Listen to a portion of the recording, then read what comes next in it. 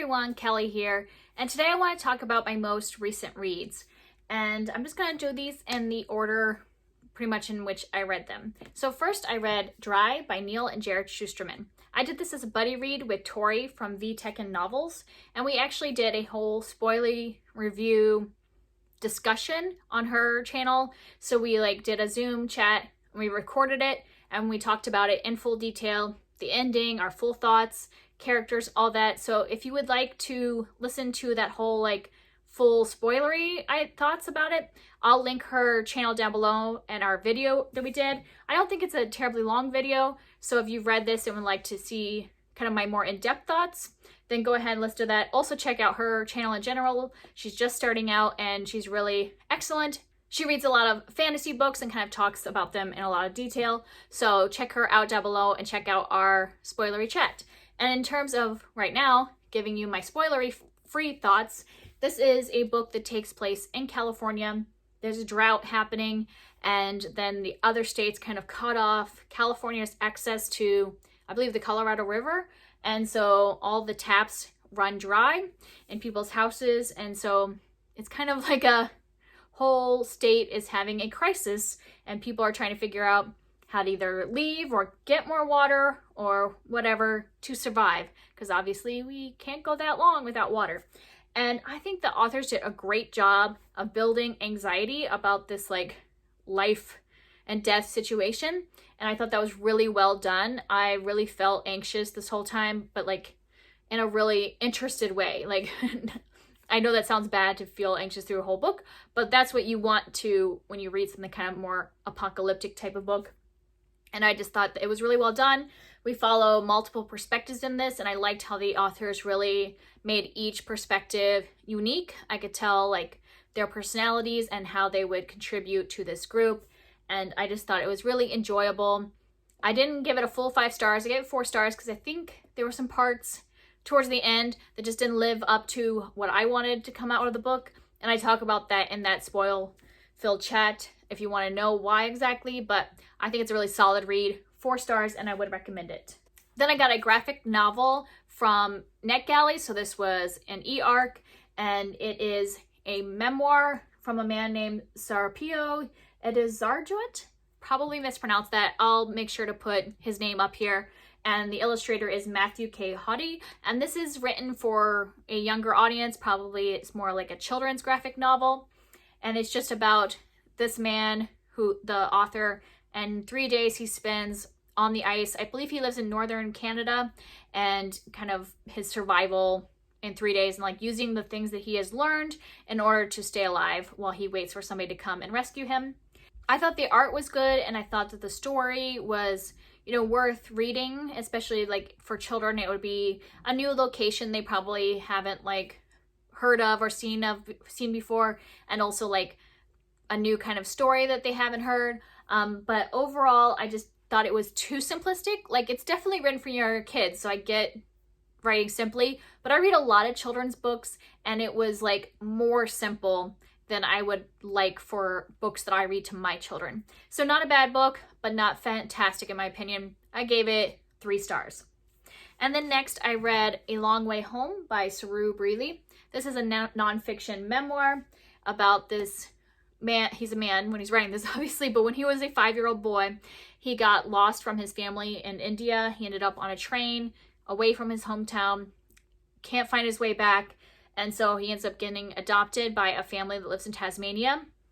Fast forward to when he's in his 30s, Google Earth gets invented and is for public use, and he decides to go and search for his hometown in India and hopefully reunite with his family. And I really did enjoy this. I gave it 4 stars, and I kind of hate rating memoirs because obviously this is his story. How do you rate that? But so I'm not rating it based on necessarily the story, but on the way the book is written. And I gave it 4 stars because the writing, there was times when it just felt like a list of things instead of a flowing narrative, because sometimes you can read a nonfiction and it really just flows and goes what is nice to hear or read. I did listen to this in audiobook, so it's an enjoyable reading experience. And there were times when this just didn't feel like it flowed that well. But as a story, I think his story is very interesting. I obviously am really interested in adoption stories as somebody who has adopted children. And so I thought that aspect was amazing. The family, relationships, and all that stuff was really interesting. So I would highly recommend this book. The audio narrator did an excellent job as well. It's a pretty short audiobook, so if you'd rather go that route, I think he did a great job. It was very interesting. And then I'm just going to talk briefly about a read-along I did with my 5-year-old. We read Toys Go Out by Emily Jenkins. This is the first book in a trilogy, and it's just a little like chapter book that you would read with your kids. There's a few pictures in there. And this is very similar to Toy Story. It's about these 3 toys that we're following, a stingray and a buffalo and a plastic ball, and just kind of their adventures when the little girl is asleep.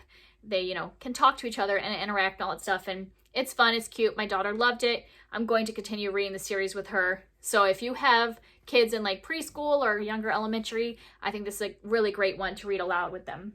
And then I went through a time where I really wanted to read fluffy books because, you know, with the pandemic, with everything that's going on, I just really wanted to read fun, nice, comfort kind of reads, fluffy romance type things.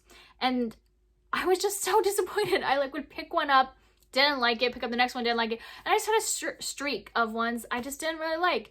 And it made me sad. So unfortunately, none of these got really good ratings. But we'll start off with the first one I picked up. So I picked up The Chaos of Standing Still by Jessica Brody. I did this as a buddy read with Chloe from Always Booked.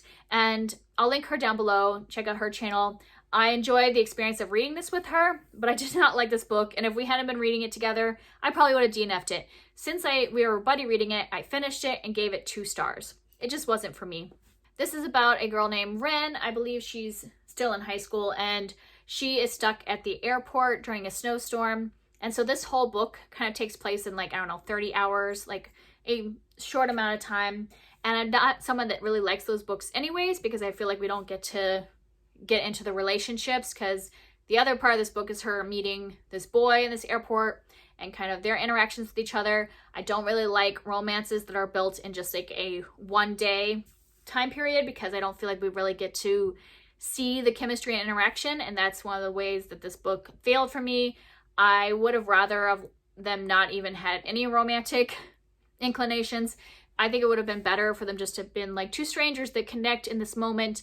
But in terms of trying to force it into a romantic thing, it just didn't work for me. I didn't feel that they built much of a relationship over the time period that they had, and I didn't really get invested in that.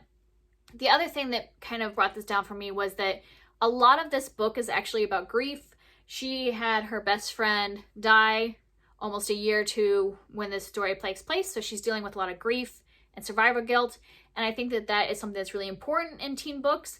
And so I was on board for that. But as the book went on, we get more and more flashbacks about her relationship with her best friend. And it's sad to say this, but like, I really did not like her best friend. Like, as a character in the book, I thought their relationship was very toxic anytime they showed like flashbacks.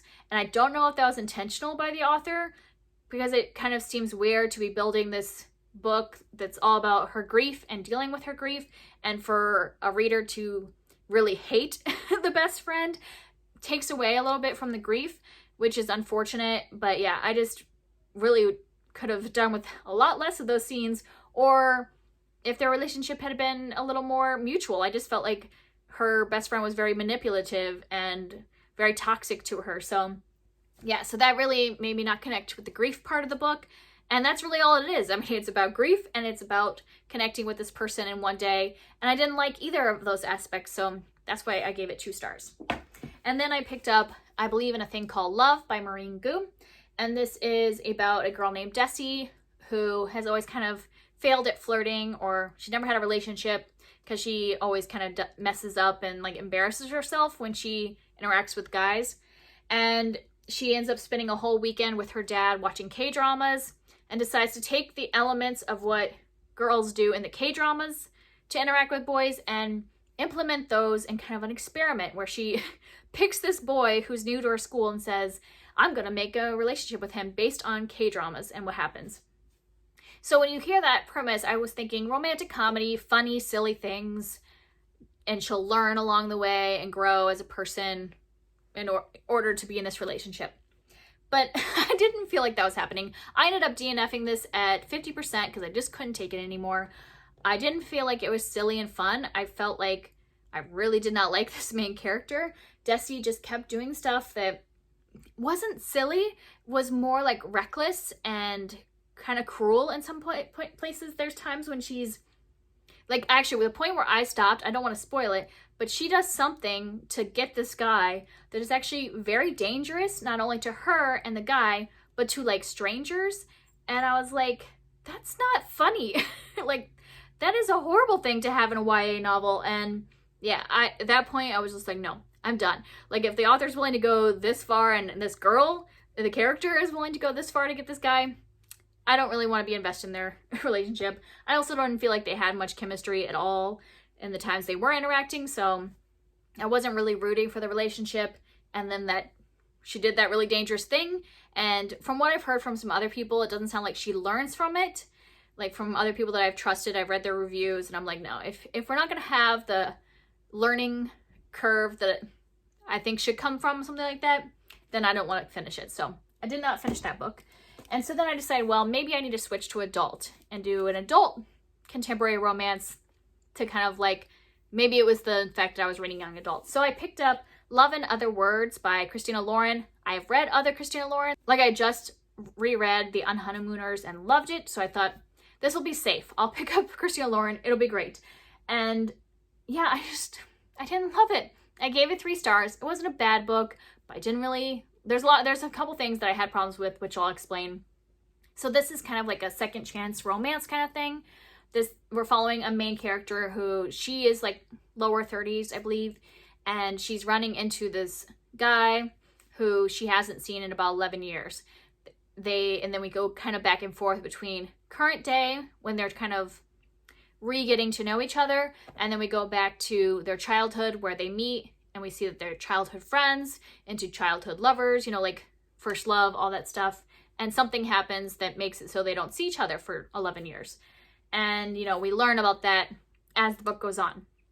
And there's 2 reasons that I didn't like this book. One is that whenever there's a switch situation like that, it always seems like, whether it's a movie or a book, and, you know, we've got this guy coming, this the past love, the main character is always in a relationship, and that relationship always is horrible. Like, why is that universal? Like, I want the story where she's in a healthy, nice relationship and her old love comes back, and it's actually a choice. Do I want to rekindle this old love or stay with this new person that I really connect with? That would be a much more interesting story. But no, it always seems like the current person she's with has absolutely no personality. And that's what happened in this book. Like, her fiance, the guy that she's with, he's like a non-character. Like, he's in the book, but every single scene, I'm like, why is she with this guy? Even beyond the other guy coming back, why is she with her current guy? I don't get it. Like, that does not make for interesting literature. Every time they're together, I'm just like, let's move on. Why is this guy even in the story? This shouldn't even be a plot point. So that part I didn't like. And then the other part I didn't like about this is this is an adult book. So I just been reading these teen books. I pick up this adult book. I know Christina Lauren, they put sex scenes in their books, so I was expecting sex scenes.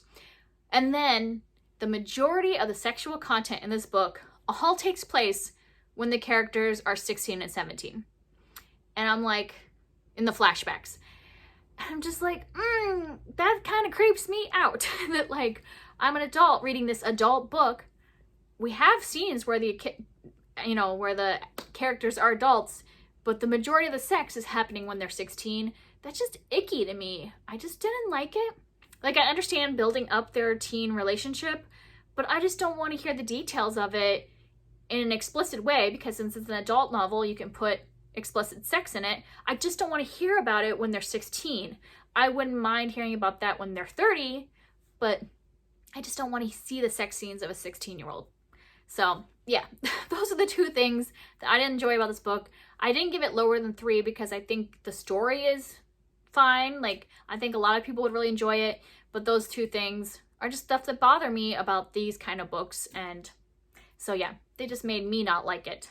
So then I decided to go back to YA, but to an author I had read before and really enjoyed before. so I thought I knew what I was getting into. So I picked up Lucky Caller by Emma Mills, and I had read This Adventure Ends by Emma Mills last year and gave it 5 stars. Loved the way she wrote her friendships, so I was kind of expecting this more to be a focus on friendships or family relationships, and then just a minuscule part of it be the romance. And I was disappointed. I ended up giving this one 3 stars as well. And this is about a girl who is in her senior year of high school. She's in a radio class, and she has to do a group project where they do a radio show with 3 other students. And one of the guys in her group is a boy that she used to know growing up. They were good friends. They had a falling out and haven't talked basically in 4 years, since junior high. And so we're learning about what happened in their childhood, we're getting flashbacks, and learning about their past relationship, why they're no longer talking, while also them learning to know each other again as 18-year-olds or 17-year-olds, whatever they are. And there are some family things, but it just was boring. Frankly, it just didn't have a lot going on. I expected more from the family relationships from this based on her other book I read. And because they're sisters, there's 3 sisters, she is the middle of 3 sisters. And so I would have really loved to have had a focus on the sister relationship, but the sisters were barely characters in this book. We see them interacting, but not very much, and not to the detail where I could describe her sisters at all or their interests. So I didn't feel like there was a buildup of the family relationship. And then the romantic relationship would have been fine as a focus, but there was no chemistry between them until 2/3 of the way into the book, because it just seemed like she was very standoff with him. And so we didn't really get much interaction at all for a majority of the book. So I just kind of got bored because I wasn't invested in the relationship. The sisters weren't in that enough for me to be invested in the family relationships. So I actually don't even remember what most of this book was about, because there was nothing to make it stand out. So I gave up after that. After that, I was like, no more contemporary romances. I need a break from it. So I ended up going completely the other way and ended up doing sci-fi for the rest of the books. So the first thing I picked up after all of that contemporary mess was the Foreword Collection, which is a collection of short stories that are sci-fi. You can get it on Kindle. I think it's a Kindle exclusive. I ended up getting a trial for Kindle Unlimited, so you can get the ebooks, but then through Kindle Unlimited, you can listen to the audiobooks on your Kindle, or on your, on my Kindle app on my phone. I could listen to them. So I ended up listening to them as audiobooks, and I thought all the narrators were excellent. All of these authors are people you probably heard of. They have Blake Crouch, N.K. Jemisin, Veronica Roth, who wrote the Divergent series, Andy Weir, who wrote The Martian, Paul Tremblay, who did The Cabin at the End of the World, and Amor Towles, who I believe is a literary fiction writer. So all of these, most of them are sci-fi writers, and so I was expecting these all to be excellent stories. They're very Black Mirror-like, they're all about the future of technology and how that affects humankind. So the concept was really great. But overall, I would say if I put all of the stories together, I would give the whole collection 3 stars. So they were interesting. I would recommend them if you like short stories and you like kind of that futuristic, maybe genetic modifications and AI and all that kind of stuff interests you. I would say it was worthwhile to listen to and read, but there wasn't a lot of standouts. The only one that got higher than 3 stars as an individual story for me was actually the one by the author I had never read anything from, and that was Amor Towles. He did a story called You Have Arrived at Your Destination, and this was about genetic modification in utero, and I thought that was really interesting. But the rest of them were all oh, that's cool, but then I probably won't think about them anymore. But yeah, they were worth the read. They kind of cleansed my palette of contemporary and gave me something to kind of speculate on for the future, but that was it.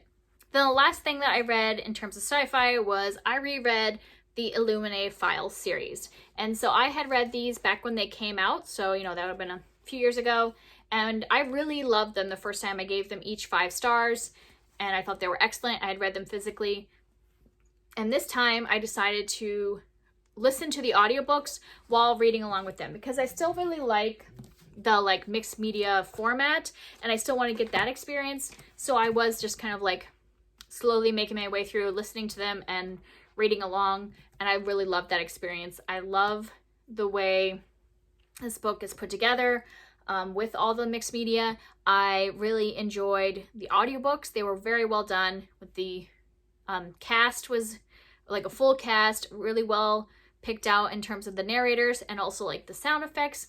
Everything made an excellent listening experience. Really enjoyed that. Still, I'm going to give the first 2 books 5 stars. I think I've switched to say Obsidio as a finale is only 4 stars.